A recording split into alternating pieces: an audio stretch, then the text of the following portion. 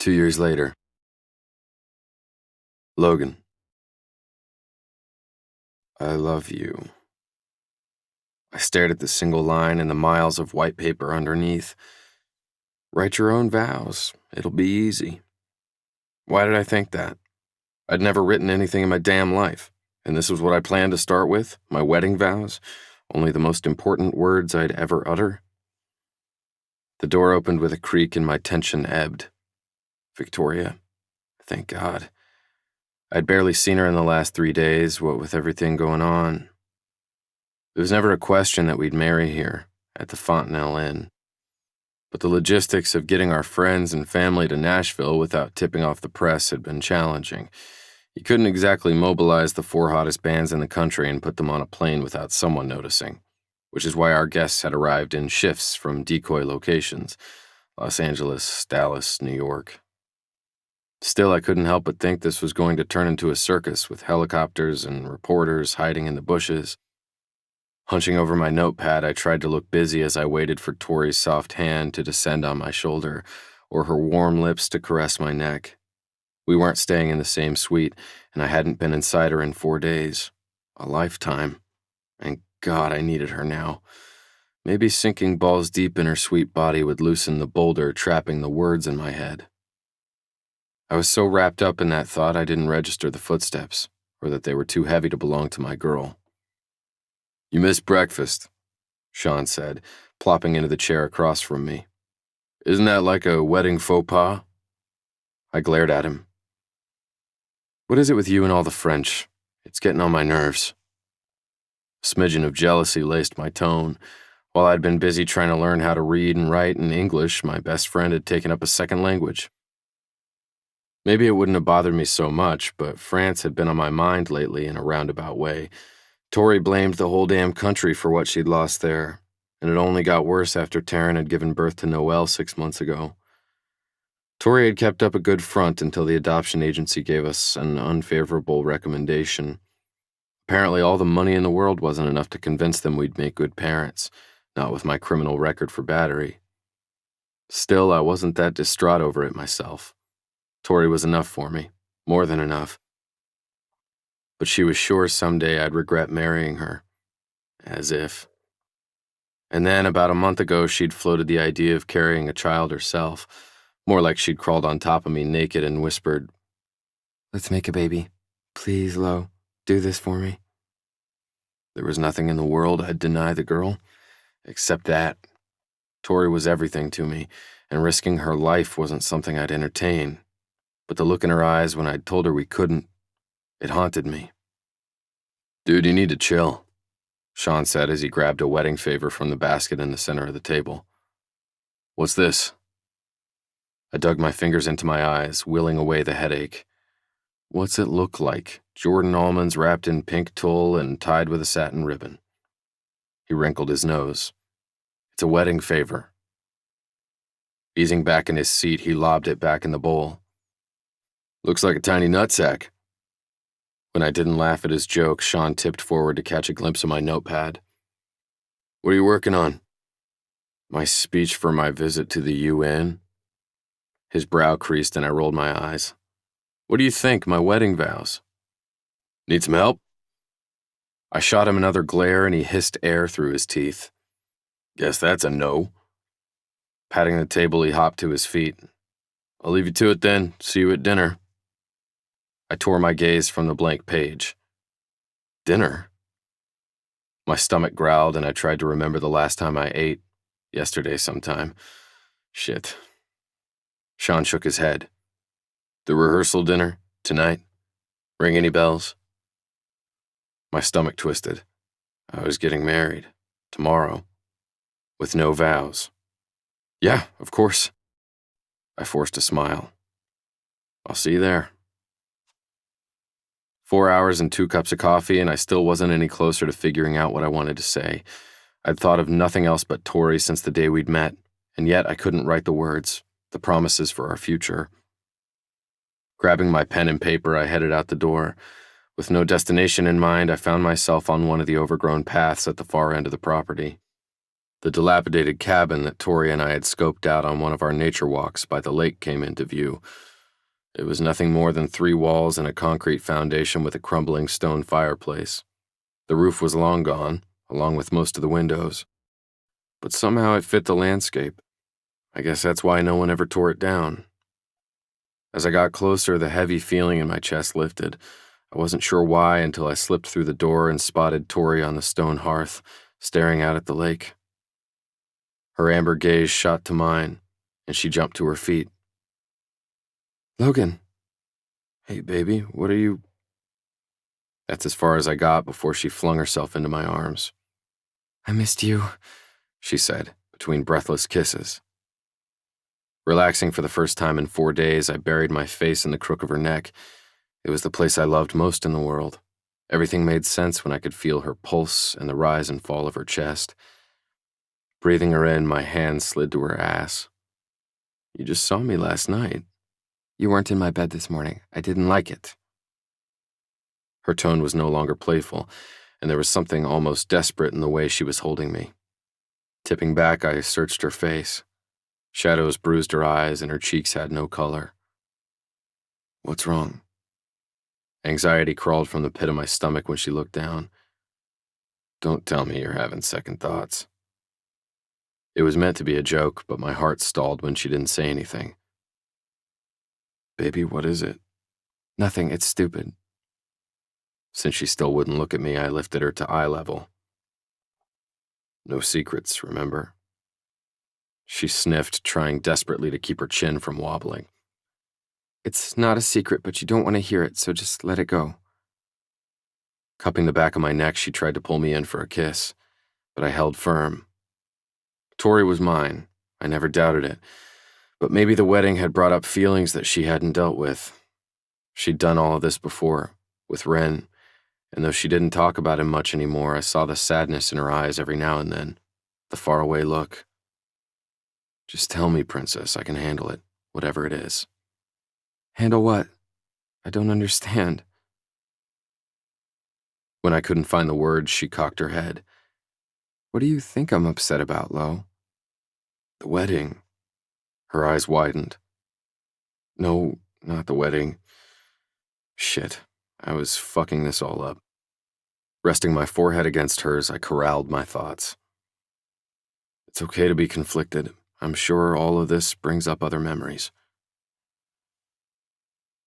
She took in a controlled breath, her lids slowly closing. "You think this is about Ren?"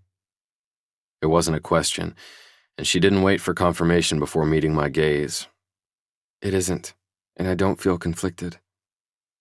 Some of the tension left my body, but she was still evading the issue. "And what is it?" She wiggled a little, and I set her on her feet. "Tori, come on, tell me." Crossing her arms over her chest, she peered up at me. "Did you know Willow lost a tooth last night? A front one." I rubbed the back of my neck. "So, you're worried about the wedding pictures? I mean, kids lose teeth. She's only the flower girl. I don't think it will make that much difference." Annoyance flashed across her features. "I don't care about that." Pushing me out of the way, she stalked down to the shore and sank onto her butt on the grass by a dogwood tree. Confused as hell, I followed. "I've stayed away from Taryn because of Noelle," she said quietly. "But I can't keep avoiding our friends just because I'm jealous I'm never going to have what they have." Her face fell, and it was like someone opened the floodgates.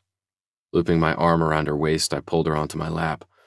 She tucked in as close as she could get and let me rock her. "You don't know that, Princess." I stroked her hair as her quiet sobs vibrated through me. "We can find another adoption agency, overseas maybe, and there's always foster care." She shook her head. "I'm not strong like my mom. I can't get attached and then just let go." She hiccuped. "God, I'm a terrible person." Easing her onto her back, I smiled down at her as I wiped the tears away with my thumbs.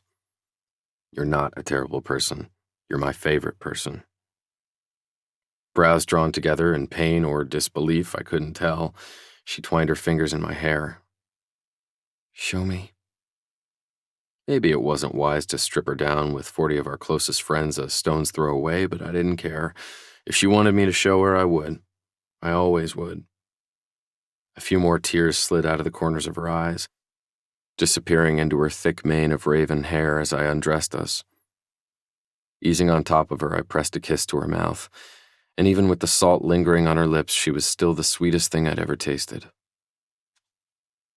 Chase answered the door, dressed only in a loose-fitting pair of pajama bottoms. "What the hell, Logan? It's 2 a.m. I brushed past him and looked around. "Where's Taryn?" Raking a hand through his hair, he padded to the sofa. "She's asleep. And lower your voice, you're going to wake up the baby." "Too late." Taryn shuffled into the living room with Noelle on her hip, wearing the same button-down shirt Chase had on at the rehearsal dinner. Depositing her daughter onto my lap, she shot me a wry smile. "Since you woke her up, you get to watch her while her daddy makes a baba." I looked down at the squirming baby. "What's a baba?" Chase thumped me on the head on his way to the kitchenette. "A bottle, dipshit." Noelle snuggled into my arms with a little smile. Smiling back, I brushed a soft curl off her brow. Did I really want one of these? Was I even ready? Taryn cleared her throat, and when I met her gaze, she narrowed her eyes. It was a good thing I had her baby, because she looked ready to kill me if I made the wrong move. Sleep deprivation? Or so I thought until she said, "If you're here because you've got cold feet, just know that you won't make it out of here alive." She pointed to Chase. "He'll kill you, and I'll find a remote spot to bury your body. I've got connections." Before I could defend myself, Chase appeared. Pressing a bottle into my hand, he shot his wife a smile. "Don't be ridiculous, babe. We'll have Daryl dig the grave." I detected humor in his eyes, but Taryn didn't look amused. "I don't have cold feet," I said as I coaxed the plastic nipple to Noelle's lips. She stuck out her tongue and made a face. "She doesn't want this, don't you? My eyes inadvertently drifted to Taryn's boobs. "You know." Taryn stalked over to me to take custody of her daughter. "Yes, I'm breastfeeding, if that's what you mean, but she's cutting a tooth, and the bodice on the bridesmaid's dress I have to wear is kinda tight. I don't want my nipples to be sore." Chase did his best to bite down a smile when my face contorted. Sore nipples? Really? My attention back on Taryn, I kept my eyes glued to her face. "Yeah, well, good luck with that, I guess." Awkward silence engulfed the room, and I wiped my sweaty palms on my jeans. Taryn eased onto the sofa next to Chase, looking more worried than ever. Good. If she was imagining the worst, then maybe my request wouldn't seem so crazy. Who was I kidding? It was crazy. I roughed a hand through my hair. "What is it, Logan?" Chase finally asked, his tone serious. Swallowing hard, I darted a gaze to the baby, then up to her mother. "I don't know if Tori told you, but we got turned down by the adoption agency." Her lips parted and she blinked at me. "What?" She didn't know. Shit. "It's not that they turned us down," I amended. "They just didn't recommend us."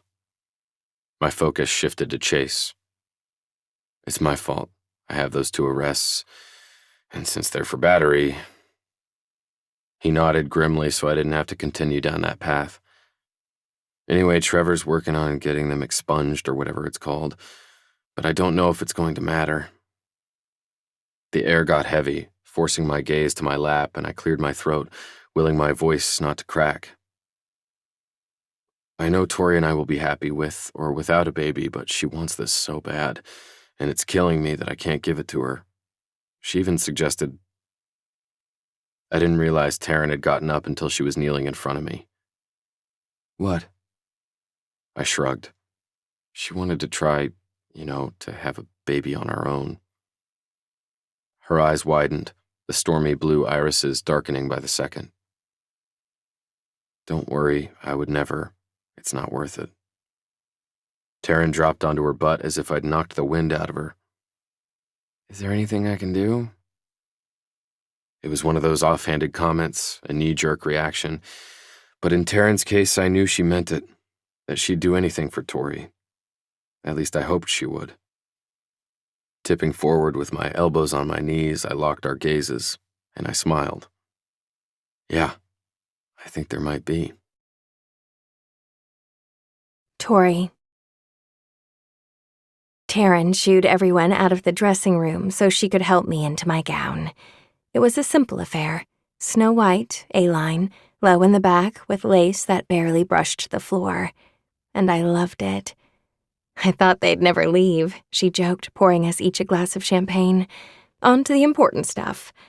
5 minutes later, when all the tiny buttons were fastened, I was seated in front of the mirror with my veil in hand. I fingered the lace trim while Taryn made sure my hair was secured. She was quiet, had been all day, and maybe that had something to do with my distance since she'd had Noelle. My goddaughter. Jesus, I was a shit. As soon as Logan and I got back from our honeymoon, I was going to be better. He was right. We had each other, and that's all we needed. Taryn ran a finger over the silver hair comb my mom had given me to hold my veil in place. My something old. I've got a couple of things I wanted to give you before the ceremony. Impulsively, I took her hand. You don't have to give me anything. I'm just glad you're here. She smiled, taking a seat on the satin stool beside me. I know, but I wanted you to have this. It's your something blue. My heart leapt into my throat when she pressed the little blue dolphin into my palm. It was made of glass and suspended on a broken chain.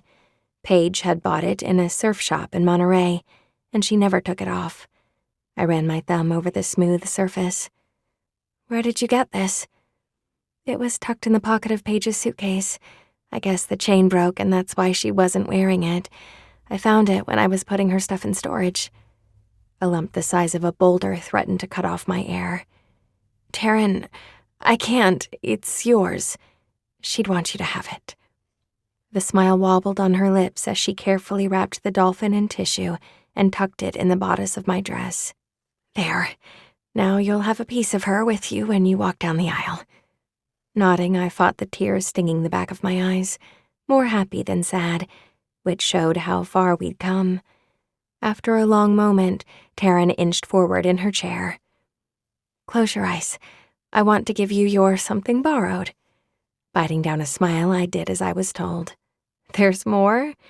Expecting her to turn over some trinket from our childhood, my lids fluttered open when she laid my palm flat against her belly. Me, she said, her eyes glazing with tears. I'm your something borrowed. I glanced to the place we were joined, then back up to her face. I don't understand. Entwining our fingers, she leaned in so that our heads were almost touching. I want to help you have a baby, Tori. I blinked at her, confused. Help me have a baby? Gestational surrogacy. Your egg, Logan's sperm, my oven. My heart squeezed as I tried to process what she'd said. Of course, I'd looked into surrogacy, but I'd dismissed it almost immediately. I didn't trust anyone to carry my baby. Anyone but... No, Taryn said, swiping furiously at the tears spilling onto my cheeks. Don't cry, Belle. You're going to ruin your makeup. I should have waited to tell you.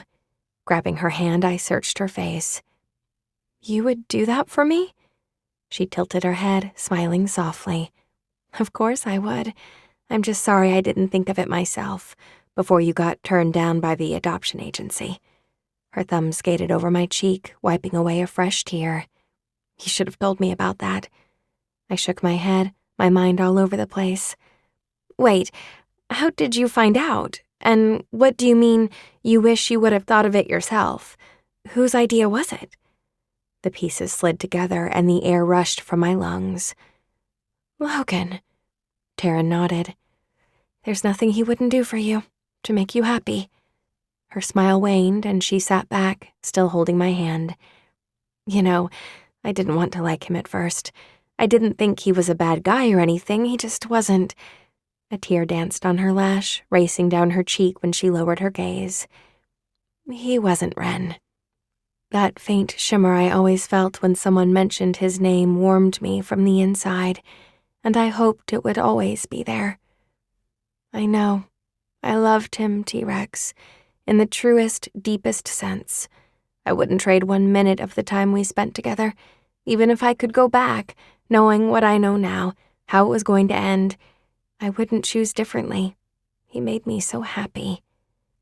Lost in our shared memories, the room got quiet. After a moment, Taryn squeezed my hand. Are you as happy now? The question spilled from her lips in a whisper, like an inner thought she hadn't meant to voice.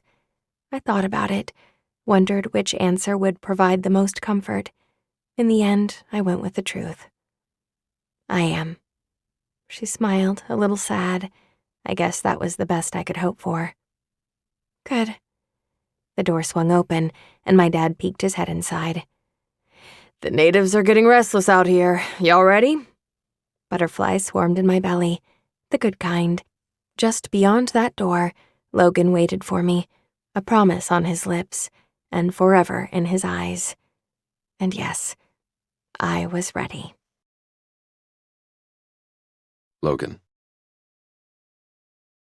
The minute the door opened in the back of the church, the world shifted, and the only sounds were my beating heart and Tori's cowboy boots against the wood floor as she walked down the aisle. To me. When she slipped her hand in mine and smiled her sun-bright smile, I knew why I was having so much trouble with my vows. There was no way to describe Tori with borrowed sentiments and overused phrases. She was all the words and all the music, sunshine and rain, a song with no beginning and no end. To my surprise, when the time came for me to speak, a thought coiled around my tongue. Sliding my hand in her hair, I stroked the soft skin on her neck, the tiny scar, and then I whispered the words that came straight from my heart. You'll be my last, my final kiss, my everlasting touch, and at my end, you'll be my final thought. I sealed my promise with a kiss that felt different than any we'd ever shared. Sanctified. And in that moment, I knew that I'd found my place, my peace, my destiny. I was born to love this girl, and I would, for the rest of my days.